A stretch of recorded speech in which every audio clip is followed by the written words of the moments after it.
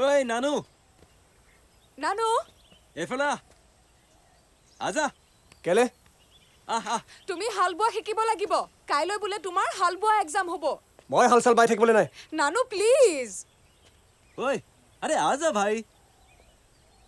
বহুত দিনৰ পিছত পথাৰত নামিছো আৰে তই নামি থাক না মোক নেমাতিবি নানু নানু প্লিজ আহা না তুমি হাল বোৱা নিশিকিলে দেউতাই মোক তোমালৈ বিয়া নিদিব প্লিজ ডোন্ট মেক আ ফাছ